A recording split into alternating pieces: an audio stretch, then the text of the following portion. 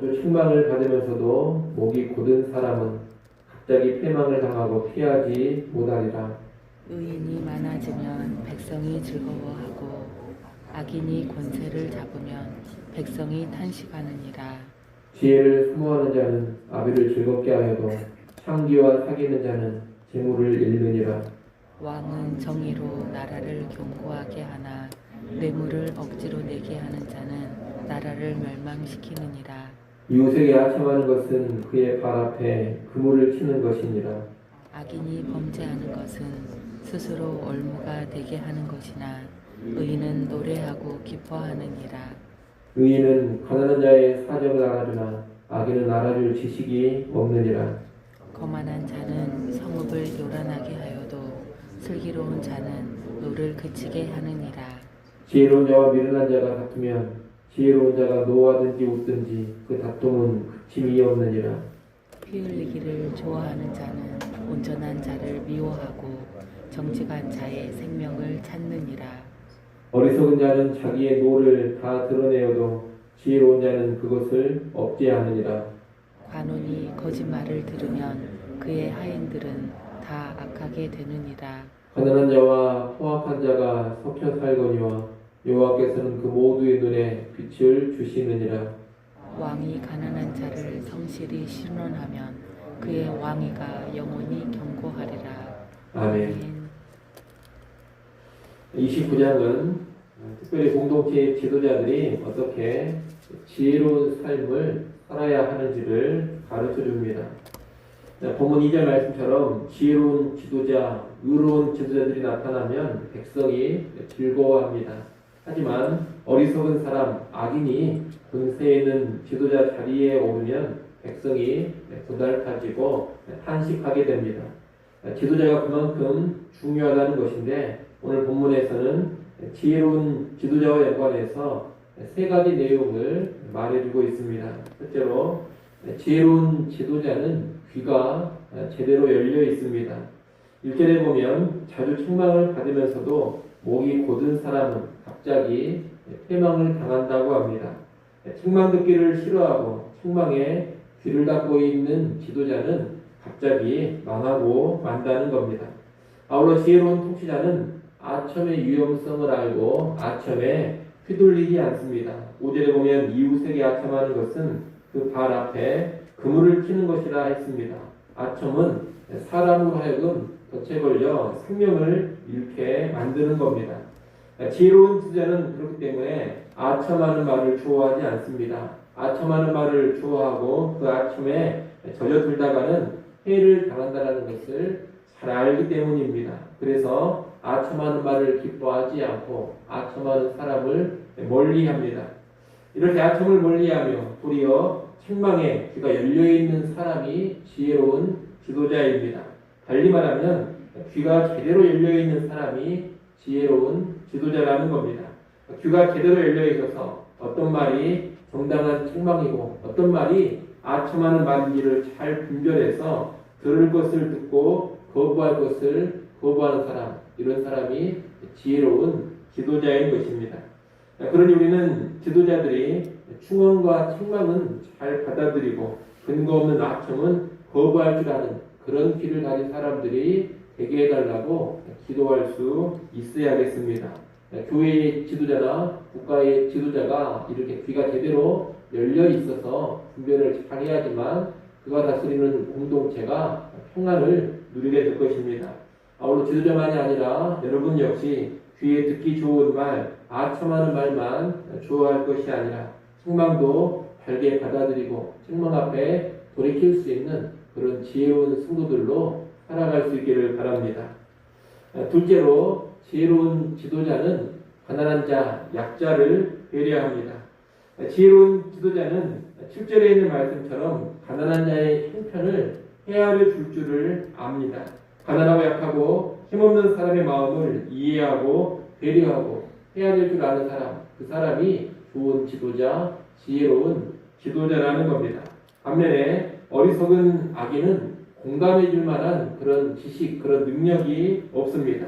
가난한 사람, 약하고 힘없는 사람, 억울한 사람을 보면서도 아무런 감흥을 느끼지 못하고 마음이 무덤덤합니다. 당연히 그들을 도우려고 하지도 않습니다. 이런 사람이 지도자가 되면 그 지도를 받는 백성들은 참으로 고생하는 것이고 고달퍼지는 겁니다. 우리가 살아가는 세상은 가난한 자와 포악한 자가 늘 함께 섞여 있습니다. 진실을 말하고 정직하게 살아가는 사람, 또 거짓으로 살아가는 사람들 섞여서 지내는 것이 이 세상이라는 겁니다. 하나님께서 악인들 또 거짓된 자들을 바로바로 벌하시고 징계하시면 좋겠는데 그렇게 하시지를 않습니다. 13절 말씀을 한번 보십시오. 13절 말씀 같이 한번 읽어보겠습니다. 가난한 자와 포악한 자가 섞여 살거니와 여호와께서는 그 모두의 눈에 빛을 주시느니라. 아멘. 하나님께서 포악한 자는 빛을 눈에 주시는 것이 아니라 맹인으로 만들어버리면 얼마나 좋겠습니까?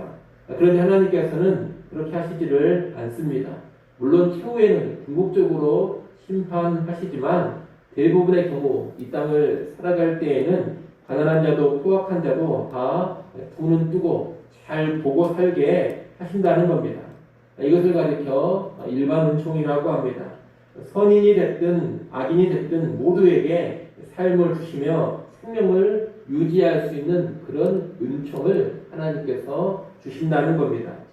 하지만 하나님은 그렇게 하시지만 그렇다 해서 지도자가 악인의 편을 들어줘서는 안 됩니다. 그것을 14절에서 말해주고 있습니다. 왕은 가난한 자를 성실하게 신원해줘야 하는 것입니다. 공평하고 정의롭게 가난한 자들을 돌아볼 줄 아는 것이 왕의 책임입니다. 왕이 그렇게 나간다면 나라 전체가 정직하고 정의로워지는 가운데 그 결과로 왕의 왕위가 견고해지는 겁니다.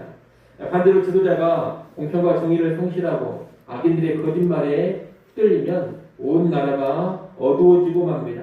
12절 말씀을 또 한번 보십시오. 12절 같이 한번 읽습니다.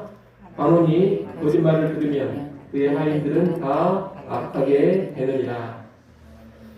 여기서 관원이 나오는데 이 관원은 단순한 관료를 말하는 게 아닙니다. 여기서 말하는 관원은 지배자, 통치자를 가리키는 단어입니다.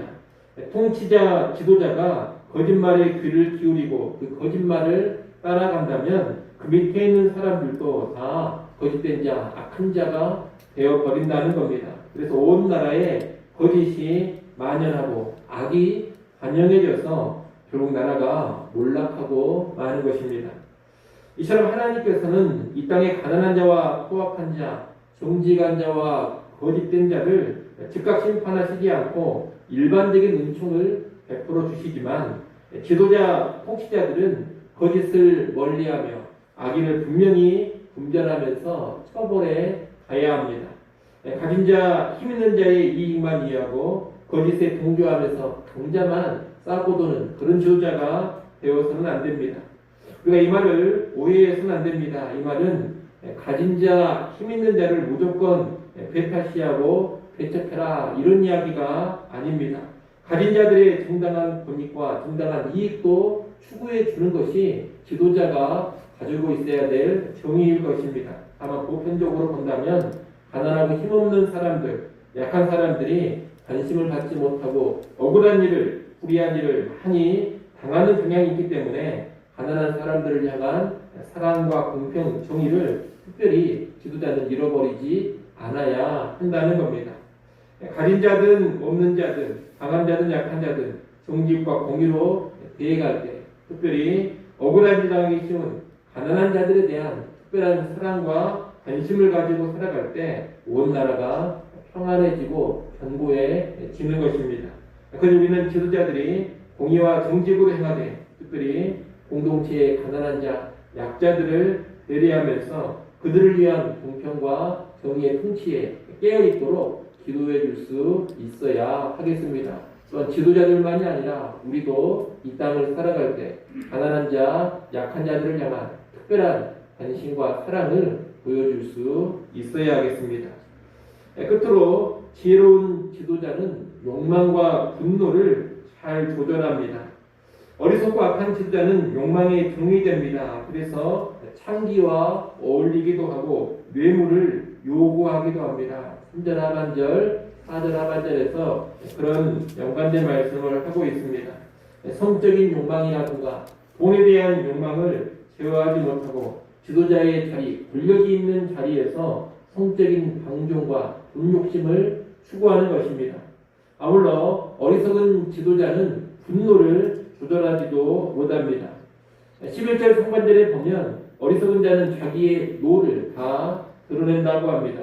쉽게 화를 내는 사람, 자기가 기분 나쁘고 감정 상한 것을 조절하지 못하고 다 드러내는 사람, 이런 사람은 지혜로운 지도자가 되지 못하는 겁니다. 화를 잘 내는 것은 특별히 거만한 자의 특징인데, 이런 거만한 자가 지도자가 되면 8절에 있는 말씀처럼 성급이 요란해지게 됩니다. 자기 감정을 잘 드러내며 이 사람 저 사람 이 일 저일의 분노를 쉽게 쏟아내게 되면 그가 다스리는 공동체가 언제나 시끄러운 법입니다.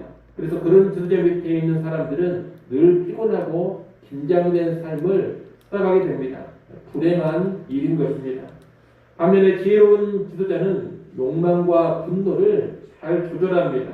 그는 성적인 욕망, 물질의 욕망을 잘 다스리면서 경건하게 그리고 정직하고 정의롭게 살아갑니다. 창기와 어울리지 않습니다. 뇌물을 요구하는 그런 따위의 일은 하지도 않습니다. 또한 지혜로운 지도자는 자기의 분노를 잘 조절합니다. 자기의 노를 억제하면서 오히려 다른 사람의 분노까지 잠재우는 사람이 지혜로운 지도자입니다. 또한 이 지혜로운 지도자는 미련한 자와 한번 다투게 되면 그가 웃든지 노하든지 어떤 반응을 보이든지 다툼이 그치지 않음을 알고 미련한 자와는 아예 다툼을 시작하지도 않으려고 합니다. 그래서 이런 지도자가 있는 곳에서는 다툼이 쉽게 일어나지 않습니다. 분노하는 어리석은 지도자가 있으면 없던 다툼도 일어나게 되고 분란이 끊이지 않지만 화를 제어하는 지도자가 있으면 일어날 다툼도 아예 처음부터 발생하지 않게 되는 겁니다. 그런 여러분의 지도자가 욕망을 잘 조절하고 또한 분노도 잘 조절하는 그런 지도자가 되게 해달라고 기도하십시오. 특별히 이 안에서 국가 지도자도 그러야 되겠지만 교회의 지도자들도 욕망을 잘 조절해야 되고 분노를 잘 조절해야 됩니다. 그러니 교회의 지도자들도 욕망과 분노를 잘 조절하는 그런 지도자가 되게 해달라고 기도해 줄 수 있어야겠습니다. 지도자만이 아니라 여러분 자신도 인생을 살아가실 때 성적인 욕망, 물질의 욕망을 잘 제어하는 가운데 분노 또한 잘 다스려가는 그런 지혜로운 자들 될 수 있기를 간절히 소원합니다. 기도하겠습니다.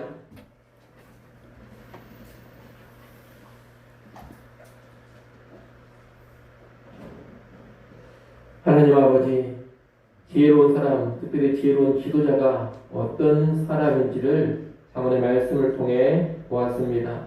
아버지 하나님, 이 땅의 지도자들이 다 지혜로운 지도자가 되어서 귀가 제대로 열려있게 하시고 약자를 정의와 공평으로 배려해 가게 하시고 또 자기의 욕망과 분노를 잘 조절해 가게 하여 주시옵소서. 특별히 교회 지도자들도 하나님 말씀 앞에 자신을 잘 살피는 가운데 귀가 제대로 열려있는 교회 지도자들, 약자를 배려하는 지도자들, 욕망과 분노를 잘 조절하는 교회 지도자들 되게 하여 주옵소서. 나라와 교회 가운데 지혜로운 지도자들이 많이 세워져서 그 공동체, 그 교회가 주님 앞에 평강과 번영을 누려가게 하여 주시옵소서. 우리 또한 지혜로운 사람으로 이 땅을 살게 하여 주시옵소서.